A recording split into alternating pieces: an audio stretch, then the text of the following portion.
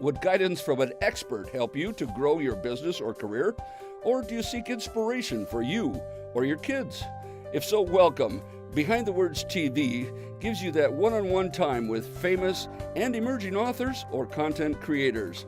They'll take you where you want to go. Behind the Words TV, right now.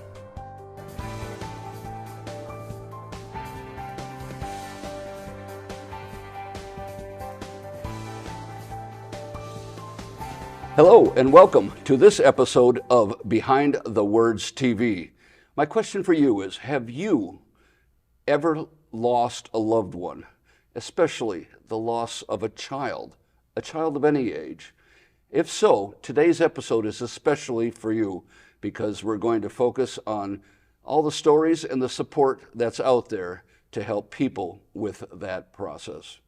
Hi, I'm Paul Madsen, the host of the Grow Your Biz show, and we're in for a special treat today because we're getting down to the matters of the heart. With me today on the show is Jessica Grice. Welcome, Jessica. Thank you. And also Pat Query. Welcome, Pat. Thank you. These two people are members of what's called the local, the Compassionate Friends group. And this is a group, Jessica, I'll jump in right ask you right away. Tell us about the Compassionate Friends group. Who do they help? The Compassionate Friends organization is a nonprofit peer-to-peer support group, and we serve families who have lost a child at any age by any cause. Okay, great. Well, sounds like they have a very focused market. Mm-hmm. Pat, is there anything additional you want to add to Jessica's great explanation? I want to emphasize that the Compassionate Friends is for parents who've lost a child from miscarriage to the loss of an adult child. Okay, well, and yeah, I guess Jessica told us it was of any age. Maybe, people might say, oh, there's a grief support group out there, yet another one, but my child died at age 18, 19, 20, 21, and, that's probably for people with younger kids. Is that the case at all? No, it's not. It's the loss of a child at any age by any cause. Well, yeah, and I understand, Pat. I mean, I went to a retreat one time for people who lost a child, as I have also. And there was a couple there, they were 80 years old, and they were there grieving their son who had died in his 50s. Does grief ever go away, Pat? No, we lost our child 10 years ago, and grief changes, but it never goes away. Well, I agree with that. We always have it with us, don't we, Jessica? Yes. You lost a child also? Yes, my son Tom, he was 21 years old when he was killed by a drunk and distracted driver, and it was 5 years ago. That's so young. And so the group you have become part of, how has that helped you with your stories? Go ahead. The Compassionate Friends has helped me in so many ways. Mainly, they were the very first group that I became associated with, and it was a safe place that I could go, and everyone there understood, and I didn't have to pretend that I was doing better than I was doing. There was nothing that I could really say that would shock anybody because they've experienced it as well. Well, Pat, I understand, you're a safe place, right? Mm-hmm. Pat, you're a longtime member of the group. You concur with what Jessica's telling us? Absolutely. We share stories, we share our anger, we talk about our children and their circumstances, what happened. It's just a wonderful group. Well, go ahead. It's truly, the name of the group is the Compassionate Friends, and it always strikes me how appropriate the name is. A compassionate group of friends. I just wish we'd met in different circumstances. Yes. Well, that's it. No one wants to be a member of this club at all. None of us do. I can only Well, let's talk about how someone would find you as a group and where you meet, when you meet, that kind of thing. Jessica, go ahead. Yeah, so the Compassionate Friends has a website, which is thecompassionatefriends.org. And when you log on to that, you can select a chapter in whatever area of the United States you're in. The Compassionate Friends has over 600 chapters in all 50 states.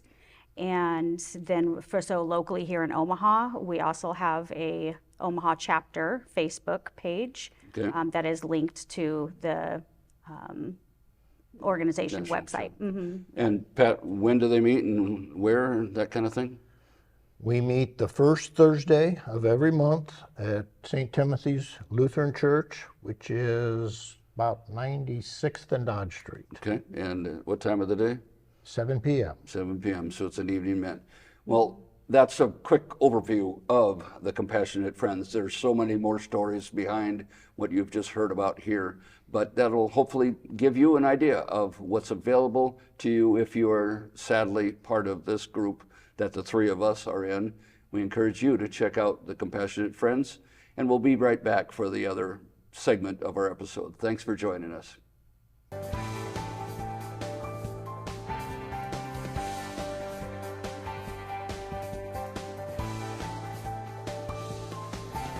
And we're back to the segment 2 of Behind the Words TV.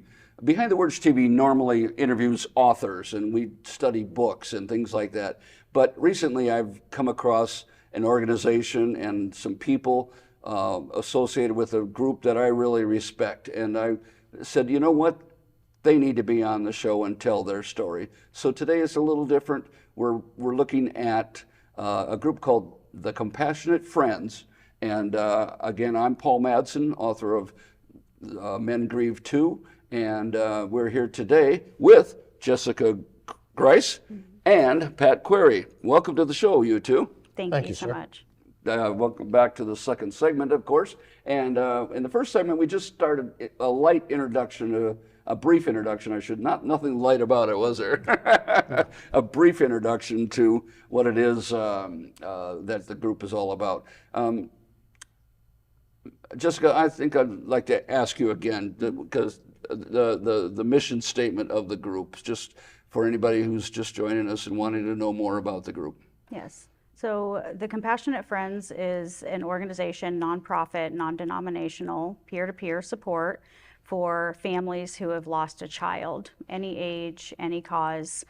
We mainly see parents in our meetings, but we support siblings, grandparents, aunts and uncles, any family member of a child who has died. Okay.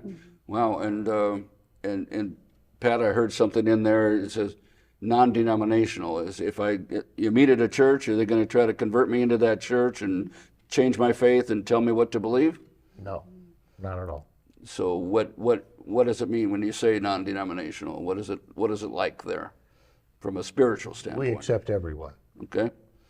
We're non-judgmental. We accept everyone. Right. We don't talk about faith. Right. I understand. Okay. This is- Just happen to meet at a church, right? Right. Yep. And Just our churches- meeting place. Okay. No, that's the meeting place. Well, that's terrific. The nature of the meeting. So, I mean, well, first of all, how often do you meet, Jessica? We meet once a month, Once a the month. first Thursday at 7 p.m. Okay. Once a month. And we'll get into the details of that. Make sure people know how to do that. Pat, what's a meeting like? I come for the first time. I've lost my child. What is it like when I show up here in a bunch of strangers and I'm feeling very vulnerable? What is that like? What's a meeting happen? We start out the meetings we sit in a circle and we go around the circle and we introduce ourselves and we talk about our child, the circumstances of our loss. And if it's your first time, we emphasize that you don't even have to talk if you don't want to. We understand it's very emotional. We're here to support you. We welcome you. It's okay to cry. It's okay to be upset. We're here to listen and help. Well, that's huge. It sounds to me, Jessica, like it's almost free talk therapy. But what's nice is, I mean, I've been to grief support groups too. I've lost a daughter as well. I like that I can pass if the microphone. If my turn comes around to me, do you see some people just listening and what happens then? Yes, absolutely. Some people just do come to listen, especially their first or second, third meeting. That's pretty common.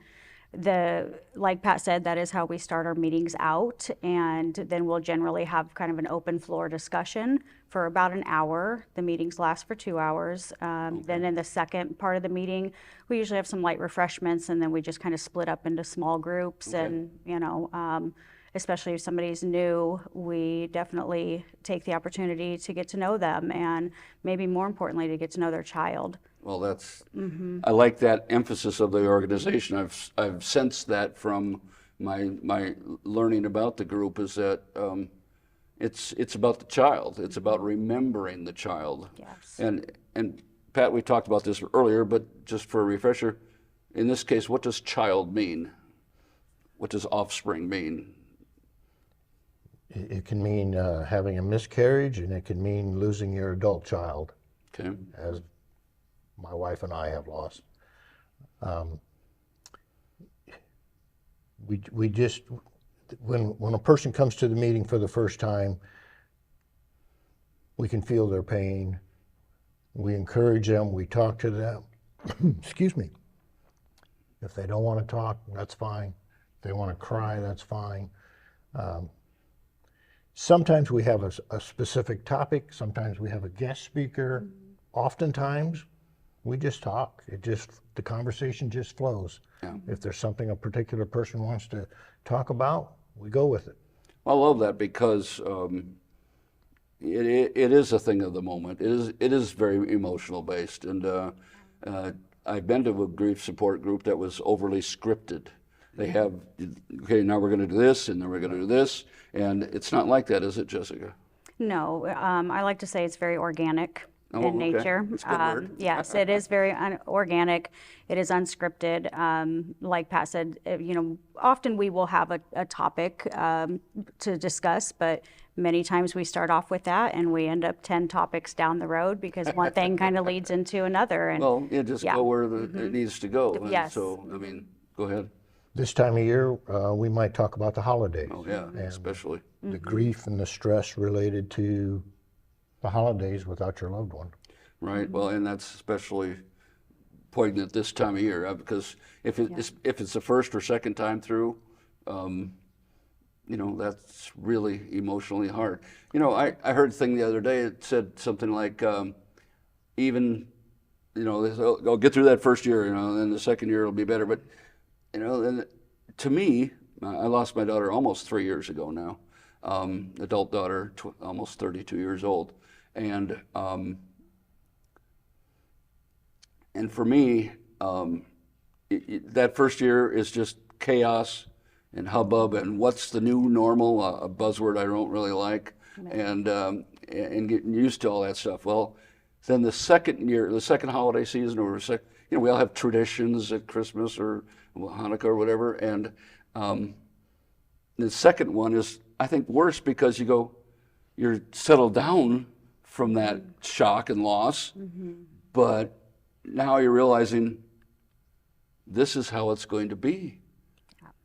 Am I close to home, Pat? Exactly the way a lot of us feel. That second year, it's sunk in. It's become more real. To me, the first year was a blur. Right. Well, tell us about your loss, about the loss of your daughter, if you would. Our daughter Susan passed away over 10 years ago. She had liver disease. The last 3-4 years of her life, she was in the hospital a lot. She received many, many units of blood, and she finally got on the transplant list at the med center, but she never got called up. Oh my! The last 6 months of her life, she was in hospice care. Mm-hmm. That was very, very difficult for us, as you can imagine. Been there, done that. She was 34 when she passed. Okay, and a long period of illness. Did you say 10 years? 10 years ago 10 she years passed. ago. I'm She sorry. passed 10 years How ago. long was the illness part before that? 6, 7 years. Yeah, that's a Long a time. long slog. Long a time long to suffer. slog to go, isn't it? Yes, sir. And my daughter died of a slower, prolonged situation like that as well. And we know that they're going to go. Up here, we've heard the fact, but inside, I mean, until it happens, it's not real until it happens. But even though we have all this prep, even though we've said our goodbyes, what's the end like?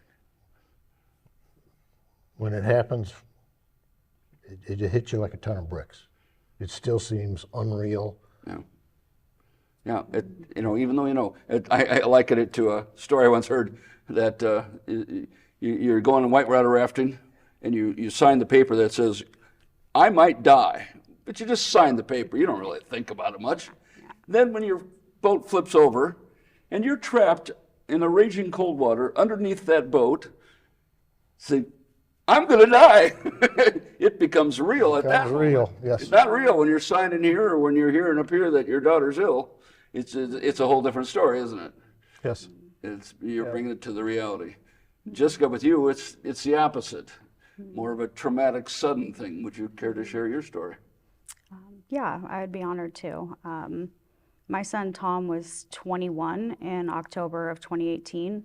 He was a passenger in a car with his lifelong best friend, Joseph, who was also 21, and the boys were traveling on a 2-lane highway at night, and a drunk and distracted driver left his lane and hit the boys head on at high speed.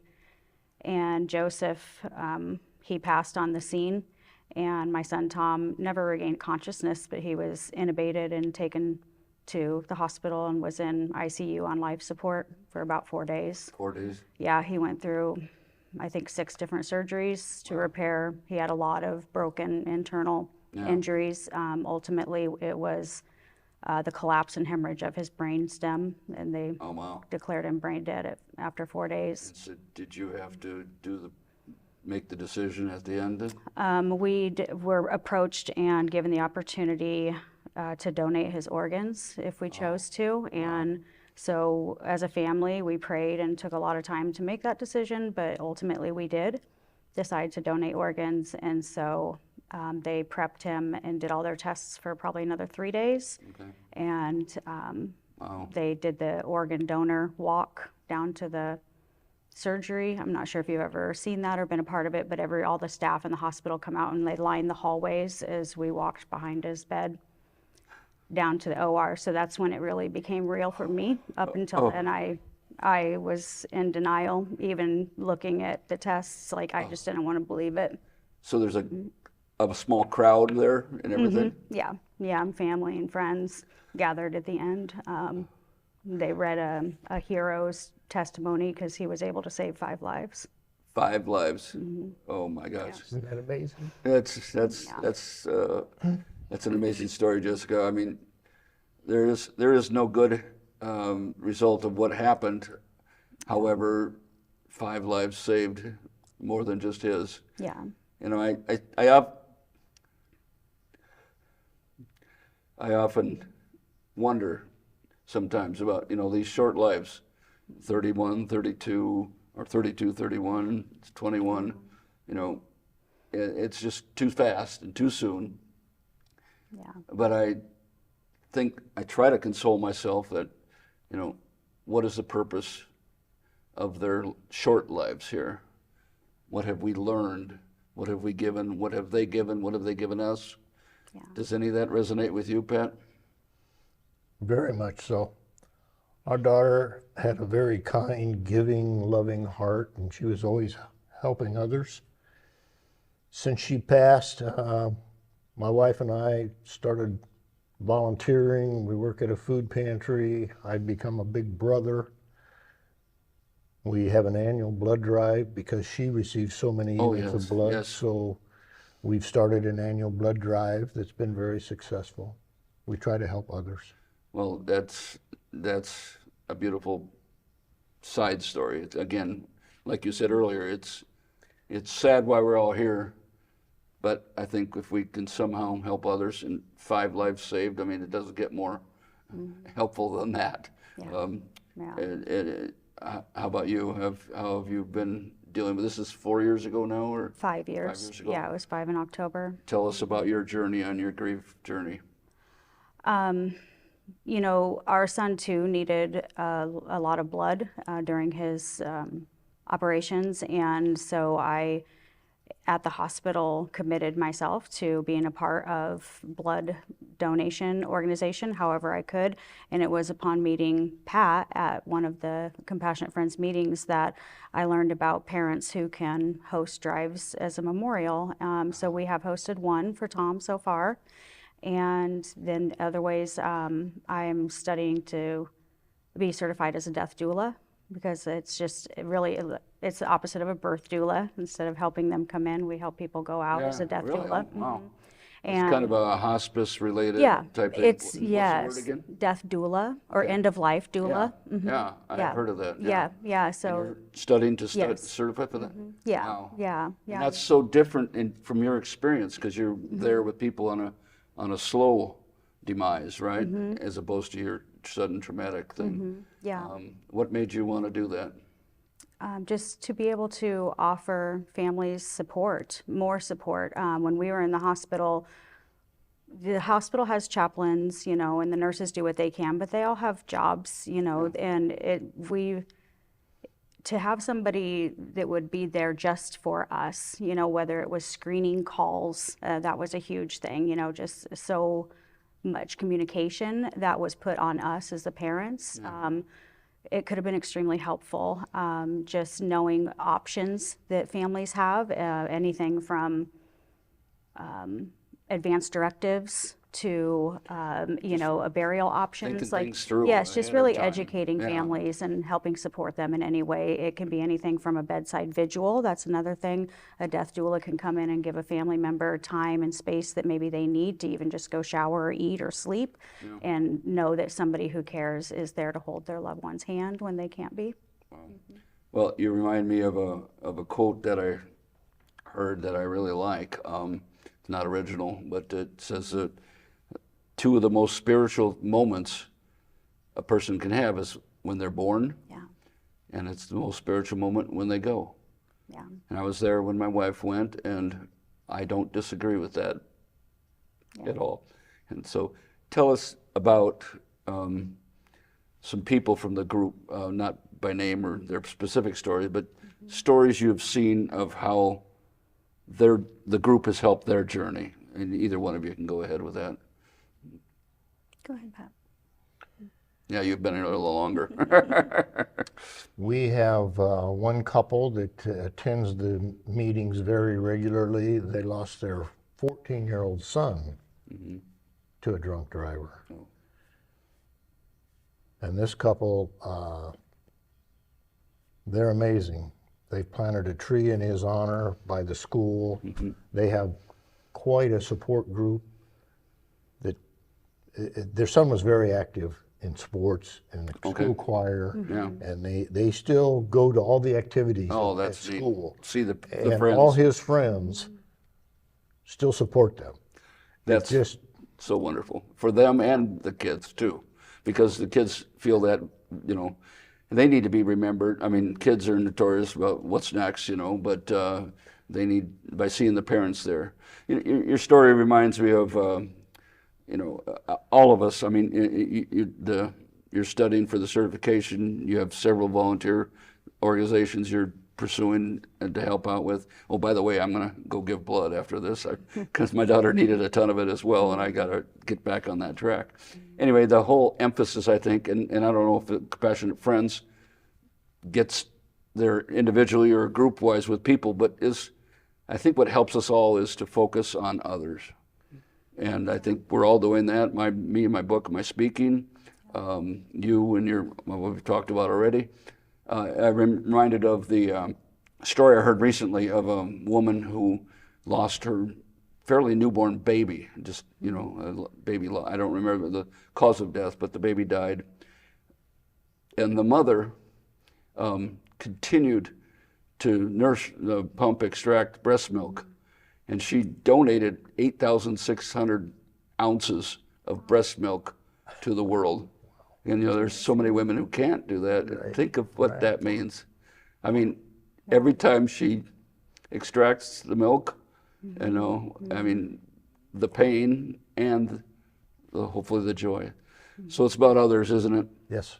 Well, let's wrap up with a conversation about others and about the group again.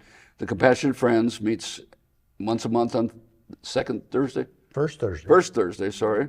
And Jessica, tell us where and what time again? We meet at St. Timothy's Lutheran on 96th in Dodge, about at 7 p.m. Okay. And also, there's an event coming up this Sunday, December 10. Tell us about that, Pat. It's a candle lighting ceremony, and we have a guest speaker, and it's a wonderful ceremony. It's emotional. We conclude the evening by turning the lights out, and everyone lights a candle, and it's a good, wonderful experience. Well, yeah, and I think what happens in those events is, I mean, I've been to similar things, not the TCF, but I'm coming. As you said, I'm honored to be the guest speaker. I've lost my wife and my daughter to death 9 months apart, so I know a little bit about grief. Again, it's a club none of us want to be part of at all. But the point is that I think that the group feel that you get, that there's others you're traveling this very lonely and traumatic and difficult journey with, doesn't that make all the difference?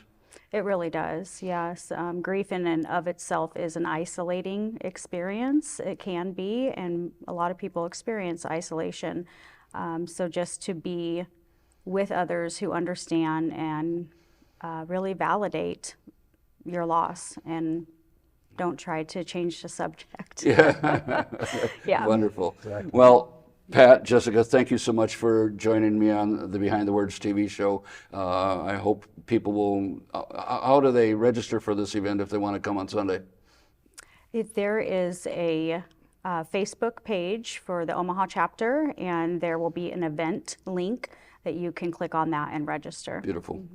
Thank you for joining me today. Do you have another point real quick? Is it tcfomaha.com? .org. .org. Right. And Yeah, then TCF. Facebook page also.